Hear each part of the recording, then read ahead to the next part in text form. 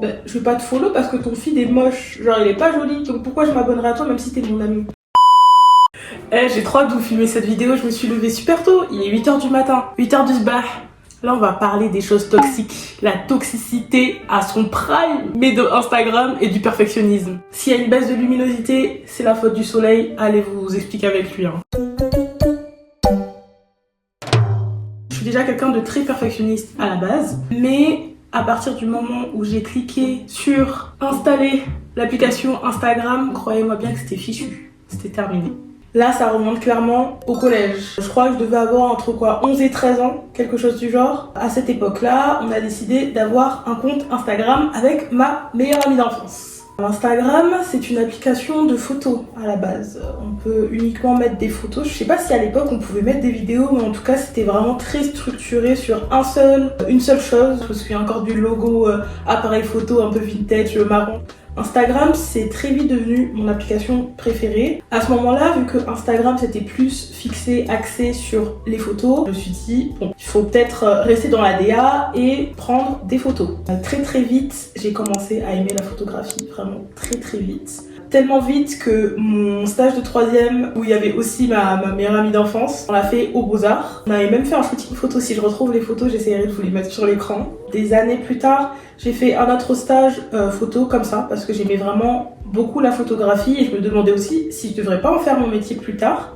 Troisièmement, j'avais un autre stage que je devais réaliser plus tard, scolairement parlant. J'ai aussi voulu le faire dans la photographie, sauf que en allant sur les lieux, c'était chez quelqu'un, la personne était super perverse. Il me semblait qu'il voulait me prendre naked et tout, etc. Donc du coup, j'ai pas pu faire le stage chez lui, et tant mieux.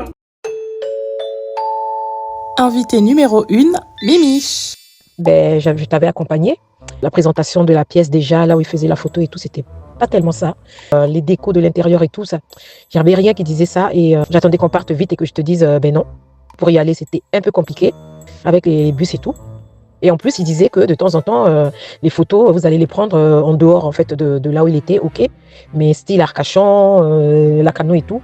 Alors là, maman n'allait pas accepter du tout. Hein. Fini là, fini pour ici, c'est pas la peine. Je mettais une croix dessus.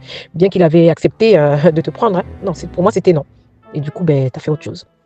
Allez, parlons de la création de mon compte Instagram.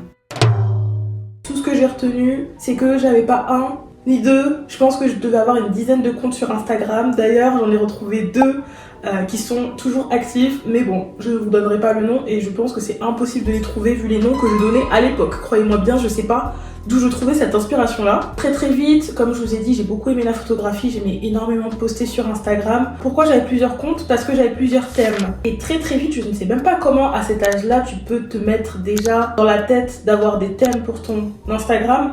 Je sais pas, genre un compte ça suffit, à la base c'était juste pour poster des photos, genre j'en sais rien de ta vie ou je sais pas quoi. Et ça a déraillé, genre j'ai totalement déraillé. Et je suis arrivée en pétard, je me suis dit là, toi compte, tu vas être en noir et blanc, toi tu vas être en couleur. En fait, vraiment, je sais pas d'où et comment je me suis dit que j'allais faire ça comme ça, mais croyez-moi bien que je l'ai fait. En fait, je me rends compte que ma relation avec Instagram était toxique depuis le début. Pourquoi? En soi, c'est bien d'être perfectionniste. J'ai l'impression que c'est une qualité, mais que ça peut vite devenir un défaut, comme je vous l'ai dit. Pour ma part, c'est un défaut. Et on avait même fait un compte de pub, parce qu'à l'époque, c'était vraiment genre trendy, on va dire, avec justement cette meilleure amie-là. Sur Instagram, c'était très facile de se faire voir. Vraiment, la visibilité était insane. C'est-à-dire que tu postais une photo de ta manicure, de ton petit doigt, t'avais genre 10K.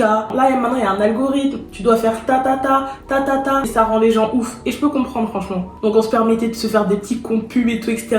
De se dire, ah, allez voir tel compte. Alors que nous-mêmes, on avait 50 abonnés, mais c'était vraiment beaucoup, en fait, à l'époque. Et c'est pas comparable avec maintenant. Et c'est pour ça que je suis attachée à Instagram parce que j'ai vécu dans le passé et qu'elle était bien. C'est pour ça que j'ai encore cet attachement-là, même si l'application d'aujourd'hui a vraiment trop changé en fait. Ça restera mon application favorite, même si j'ai un peu la haine quelque part. En fait, je me rends compte que sur Instagram, j'ai jamais posté comme je le voulais. C'est-à-dire qu'il y a des gens qui, s'ils ont envie de... Genre, ils vont prendre une photo de leur chien, je sais pas, ils vont la poster sur Instagram. Moi, c'est impossible. Il fallait que je vois si le thème aille, si le chien correspondait avec la colorimétrie d'un certain feed. Je ne pouvais pas poster comme ça. Et puis même, il fallait que je retouche la photo avant de la poster. En fait, je ne peux pas poster comme ça. C'est comme les stories à l'heure actuelle. Parce que je sais que moi, mes amis, si elles ont envie de poster quelque chose de prendre directement la photo, elles vont le mettre sur leur Instagram, ça va pas les déranger que c'est vraiment du tout au tout. Et c'était ça à la base Instagram, c'est tu postais en temps réel et tu mettais sur ton compte en fait. Il n'y avait pas tout ce processus de réflexion. Invité numéro 2, ma meilleure amie d'enfance. Alors à l'époque, je pense que tu as gardé l'habitude, il me semble, tu postais 3 photos avec la même couleur ou la même contraste. Les 3 photos devaient absolument être soit en noir et blanc, soit avec la même teinte. Il était hors de question en fait que tu mettes une photo en noir et blanc suivie d'une photo en couleur, suivie d'une photo en ayant un contraste élevé, suivie d'une photo ayant un contraste faible. C'était impossible, inimaginable que tu trouves la bonne citation qui allait avec la bonne photo. Oh, ça je m'en rappelle très bien. Des fois t'avais vraiment de l'inspi. Toi tu voulais soit qu'on te prenne le buste, le visage, soit qu'on te prenne de la tête aux pieds. Il était inimaginable et impensable qu'on prenne une photo de toi en te coupant par exemple les pieds. C'était impossible. Sans parler du contre-jour, de l'arrière-plan. C'était des éléments qui étaient hyper importants, quoi.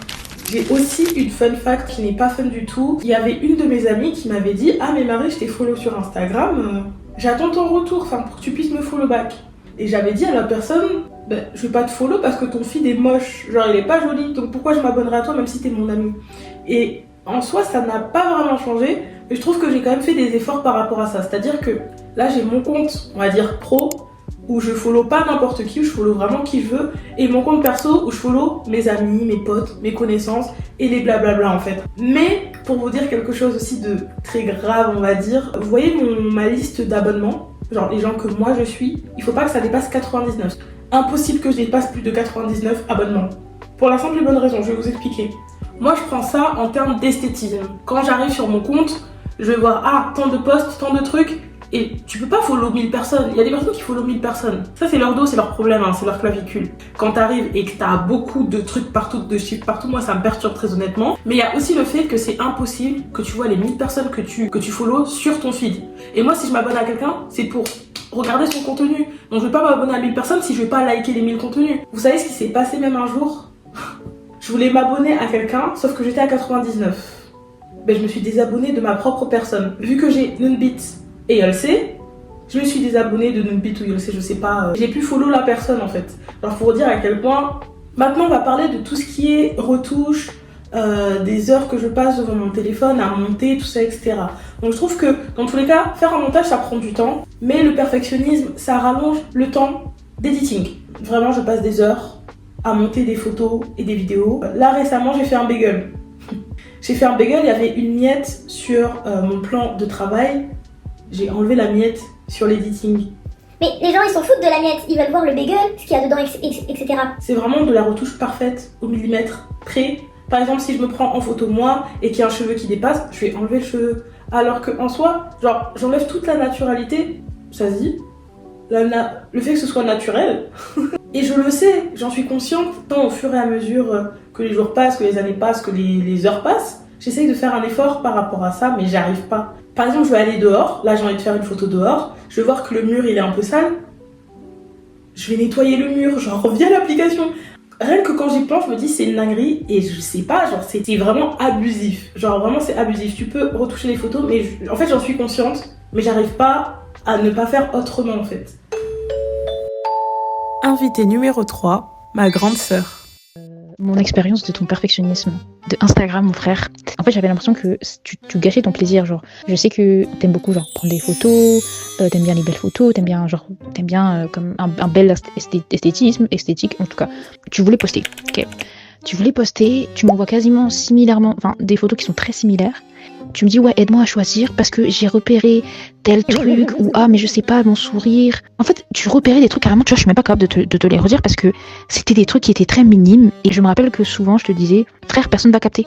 Like it's not a big deal. Il y avait aussi par rapport à ton feed actuel, que la photo, ça passe par rapport au feed actuel parce que là, du coup, t'avais une thématique de tel truc et c'est vraiment beaucoup axé sur ton choix de photo, ton choix de publication. Est-ce que je mets ça en story, mais est-ce que je mets pas ça en publication parce que je sais pas quoi, parce que je l'aime bien. Et en fait, des fois, la réponse pour moi était juste simple, mais pour toi, c'était somehow compliqué.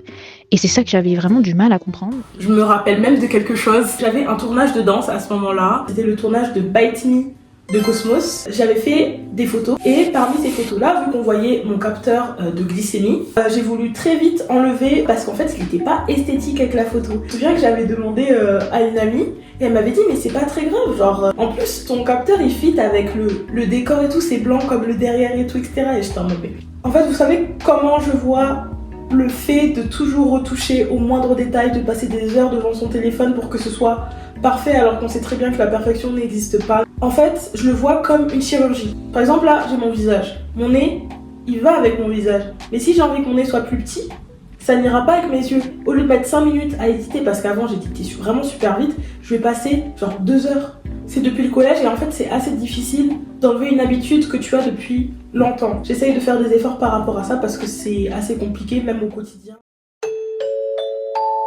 Invité numéro 4, ma bestie Maëlys.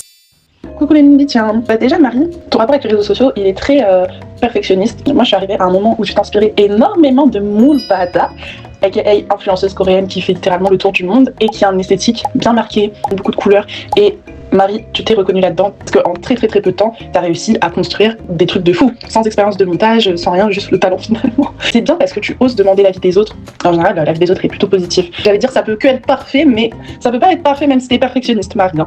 Donc, avec le temps, je pense que les gens vont capter vraiment qui tu es, ton identité en tant que personne, en tant que créatrice de contenu, et vraiment de l'esthétique que tu choisis d'apprivoiser. Les gars, dernier fun fact avant la fin de la vidéo parce qu'en plus là le soleil est en train de disparaître. En gros j'ai fait un message à Instagram où en gros je suis en train de me plaindre parce que mon Instagram il bug. Je pense que j'avais vraiment une fâcheuse tendance à faire ça avant, je ne comprends pas pourquoi, surtout que je sais pas si c'est traité en rapidité, genre je sais pas s'il y a des délais ou s'ils traitent vraiment ou s'ils en ont juste rien à foutre. Bref, grave drôle. Je vous fais la conclusion de ma vidéo comme ça, parce que moi je suis pas comme les autres en fait, c'est pour ça il faut que vous vous abonniez. Je trouve que niveau conclusion, ce que je pourrais dire c'est que Instagram c'était mieux avant. Et le passé est le passé, on peut pas le remettre comme avant, à moins que les Facebook et les Instagram qui se sont concubinés avec la méta et tout, ils décident de mettre back le old Instagram parce que vraiment j'en peux plus. Bref, en tout cas c'est la fin de cette vidéo, j'espère qu'elle vous a plu, je vais me casser le dos là. J'ai vraiment hâte de la sortir, hâte de l'éditer, j'espère que vous l'avez aimé. En tout cas, une journée ensoleillée, je suis vraiment contente après ces temps de pluie, de tempête Nils, de tempête Pedro, on n'en peut plus. En tout cas, je vous fais de gros bisous. Si vous avez des requests pour des prochaines vidéos, vous pouvez aussi les mettre en commentaire. Bref, bisous.